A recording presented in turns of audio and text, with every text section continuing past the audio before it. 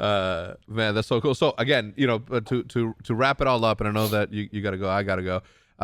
What are some of the things that are missing in this space that you see potential? I mean, if you're not already doing them or in the process of doing them, anything there that you see that's missing that somebody out there can sort of start working towards if they are looking to move into the business side of the industry? Cafes, right? There's no internet cafes here or LAN centers. There's no, like that sort of thing. Is there anything out there that you see is missing? When is this podcast going to air? Tomorrow. Okay. Yeah. I think the announcement incoming. All right. In a few weeks. I hope in a few weeks we'll see. There's some deals that have to take place in between now and then. We'll be making some announcements about moves into. We're in the production world, right? We helped Adam launch his company, Esports Engine. We acquired a business called NGE that produced the Fortnite World Cup last year. Great guys. They have a huge studio in Burbank.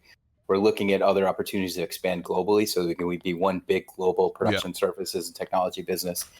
The next thing is kind of how do you think about organizing and monetizing the amateur systems around the world? And really that's opposite to the pro league thing, which really starts with the game publishers and how do you make that a business. This is more like how do you provide that journey from the 7-year-old who's really good at a particular sport. Yeah. But that's, all the things that we're going to do with Vindex are things that are capital intensive and operationally complex, meaning really tough, challenging businesses to create, require a lot of capital and people that know what they're doing, primarily because those are the big opportunities that exist in esports today, but also that's sort of our competitive advantage, right? We have real business guys behind us. We have girls. We have great assets from that perspective, and we can take on some of the big challenges. And they're not the flashy ones. They're not MLG and walking around with a cool suit or whatever I was doing, and whoever the girl was, I'm not sure, but it's not that, right? It's not the Vince McMahon type of stuff anymore. This is more, how do you just build a big, powerful business that's valuable to the industry, valuable to the fans, to the players, valuable to the publishers, valuable to the Twitches and YouTubes of the world. Yeah. And really want to create all that connectivity and just do it professionally and at a big level. Yeah. So you bringing up McMahon, wait, is that who you said? Yeah, right? Vince. Vince McMahon. If you look at the WWE, right? Am I thinking of the right person? The WWE? Okay. If you look at the WWE, like they don't own wrestling, but they own the WWE, right? They don't necessarily own the wrestlers, but in some cases they do own the names that they have.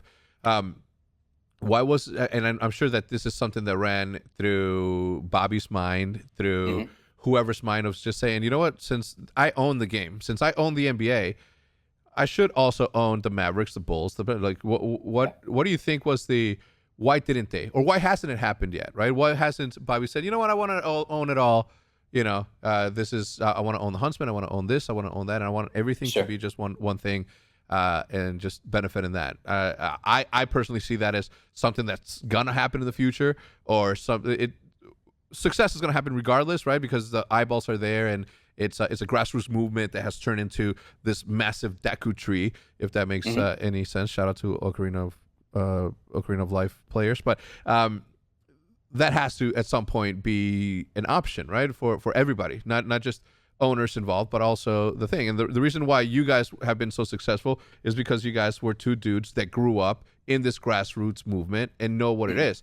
Now that you have the partnership that you guys have with your business partners, the hedge funds dudes, that and it's sort of the same reason that I went with Andy Miller, right? Like he comes from this very business driven sort of mentality where like business, and he understands, esports as what it is. But what makes sense for me is because I, like you, came up in this grassroots movement and made something of it.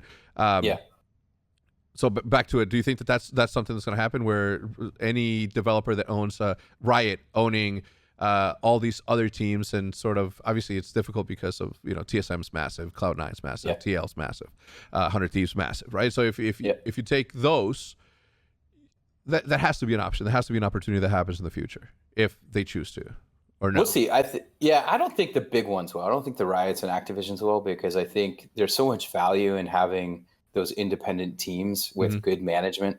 and don't forget the Activision model is like the NBA. It's, so Andbox in New York has become incredibly good at reaching fans in the New York market. They're really investing in that. They have email lists and they run events and they do a lot of really interesting stuff. That's really valuable to the league. And so there is, just like in the NBA, there's a value transference between the franchise owners and the league central body. The difference is obviously Activision owns the game, right? So that makes it a little bit weird, but we spent a lot of time figuring out how to make that structure work the right way. I think to me, esports is not, a lot of people throughout my career have always said it's kind of like, basketball, football, hockey, esports. To me, it's basketball, football, hockey, motor racing, everything else. And then esports, Call of Duty, Counter-Strike, Valorant, Overwatch. It's a parallel universe of sport. And I imagine that every model in sports will have some application in esports. I just think, like traditional sports, the biggest and most commercially successful will be the ones that have a franchise system closely linked to the NFL or the NBA. Amazing. Dude, I can sit here and talk to you and learn as much as I can from you on the business standpoint. Obviously, like, I deal with my certain box of duties and responsibilities on a daily basis, and then I have my imagination that says where's content going to be and all that. But these business conversations is always a pleasure for me to hear from you. And I'm sure that now that the people watching this podcast are watching this, where can they find you, and when are you starting your own podcast talking about business? You've been telling me to do that for years, so it's a missing space, right? It's a missing component to what it is. Everybody talks about entertainment, everybody talks about personalities and everything, but nobody's talking yet. Nobody yet is talking about the behind the scenes, behind the curtain infrastructure, business processes and thoughts that can go into theorems. I mean, you name it, right? Like, this is something where Mike SEPSO has to fill that void in a sense. So I took some of your advice. I'm busy, obviously, so it's always been hard for me to make time to do these kind of things. And some more creative, when I need to do something more creative, I need time and space to think about it. I'm not as much of an artist as you are, but one of the things I am doing. So first of all, if you want to get into that, follow me on LinkedIn. I'm going to start publishing more and more stuff through LinkedIn, because that's. I have a LinkedIn, but I haven't logged into it. No, you guys are all Twitter and Instagram and YouTube. I'm a business guy. So am I. I mean, if you are, right. But I just you are. By the way, you are a wildly successful business guy. Let's not screw around. You've done incredibly well, and I've always been proud of you. Proud to be your friend. Proud to help you. Thank you, but is LinkedIn somewhere where I should be? Because you got to be. Look, one of the things I've always learned from you is you got to be where your audience is, and that's where you are. My audience is LinkedIn. Your audience is YouTube, I'm sure. So cool. Well, I'll help you if you help me. Done. So I'm gonna be publishing something probably in a couple of weeks, specific to media rights. So I had an idea based on you, which was, how do I bring in other people that are experts in different aspects of the traditional world or other parts of esports, and sort of try to create some content that's helpful for the industry. Just using different models from different sports, or this kind of conversation, right? Like talking about sports business models and league structures and things like that. So we have a upcoming topic around media rights that I'm going to publish in a couple of weeks. Yeah. That'll be the first one. For the amount of interviews that you do, for the amount of podcasts that you are invited to, like, I just figured that by now I would have already been invited to your podcast to talk about. I mean that, man. I think that there's definitely space on YouTube, space on, I mean, you name it, where for a SEPSO podcast on the business side of this thing to happen.